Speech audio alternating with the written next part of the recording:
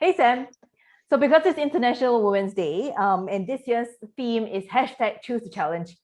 And I wanted to ask you, out of your experience with working with all these women as a women's life coach, where and how do you think women can hashtag choose the challenge in their life? Wow, that's a very big one. Love the challenge. I think one of the things that often come up is that women do not know how to ask for what they want and need. So I find that with a lot of my women clients, they don't know how to um, ask and therefore don't know how to negotiate either. So one of my clients said that was what happened to her. She was trying to get another new job, but because of the 2 months notice period, she had to give it up. And when we started to coach was when she started to realize that she could actually negotiate with both the old employer and the new employer to see how it can work for both of them. But she eliminated this because there's this limited boundary around her head that Mm. she cannot ask for help and she cannot ask for what she needed. Wow, so it So didn't even occur to her that she no, actually she didn't. can be in a position of power to create what she wants. That's right. She it never even crossed her mind. And when she realized that immediately she felt this surge of energy and she said, I am going to ask for what I want next. Ooh, nice.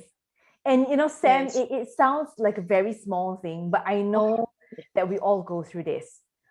We somehow stop ourselves from making requests or expressing the kind of need or the support that we have. And I have a very personal example. So, oh. I have two children and I live with my parents and we actually have a Mm, lot of help. But somehow mm, I found myself stopping myself asking for that help. I feel so mm, bad. I feel so guilty when mm, I have to do my work or run my businesses and somebody has to mm. look after the kids. And I know that they'll be supportive, but it just cannot come out of my mouth. I feel like I'm infringing on their freedom. And for example, my parents are retired, or my husband runs his own business. He's busy. He's super busy as well. And here I am going, can you look after the kids? so there's so many instances of that happens in our lives. And I'm hoping that the people watching this would also begin to pay attention to that. But we Absolutely. do. Sorry, you wanted to say something? Absolutely. Yes. Please. Yes. Yeah. Ask for what you need. Yes, but we also want to, the whole idea of this video is for individuals to understand how to work Mm, better with women. So understanding mm, that this is one phenomena that women go through, mm. and it's definitely a place that we are challenging women to choose to challenge. What are some tips around how women that can be coached to choose Mm. to challenge these perceived limitations? So if you notice your colleague or your team member needing something but not asking for it, it is a good thing to reach out to them and really have a conversation with them and offer help and support. Right? How are you today? How are you feeling? Are you overwhelmed? How can I support you? Don't forget, we are still here.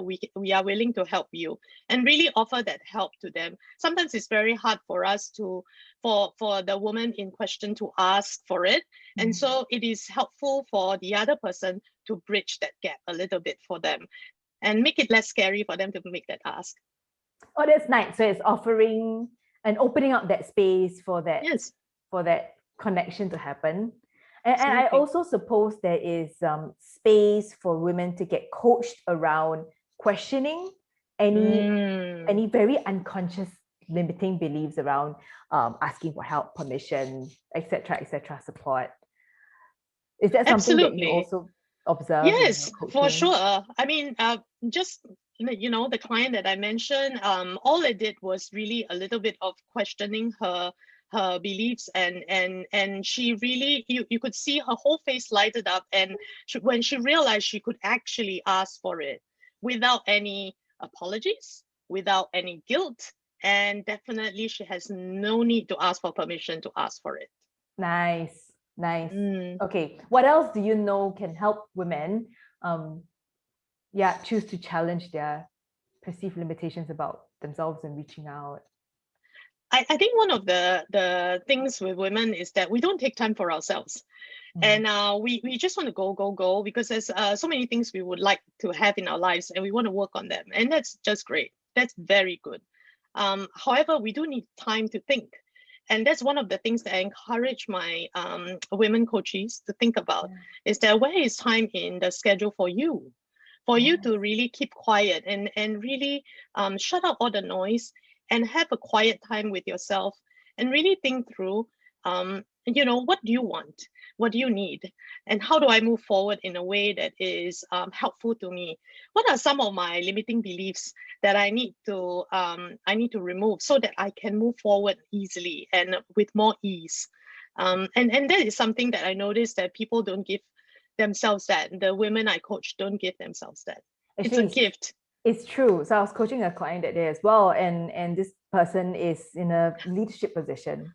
And the coaching was really around how she could invest more time in herself so that she can invest in other people, because that's what women do. They take care of they take care of themselves, to take care of the people at work, and then they go home and they take care of the people at home. And every day is just like that, but they might forget taking care about themselves. So it would be wonderful to support or challenge or encourage or coach these women to find time for themselves. Like what you said, feed yourself first, right? It's like when you're on an aeroplane, you have to put on the oxygen mask first. Oxygen mask, yeah.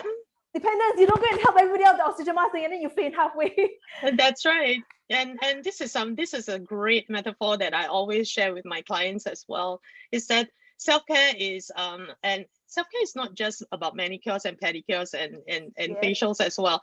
It's really the feeding of the self and feeding of our minds, right? It could be reading, it could be just spending half a day near the sea, have a good book, have a good coffee, and just spend that few hours with ourselves and reconnecting with our deeper self.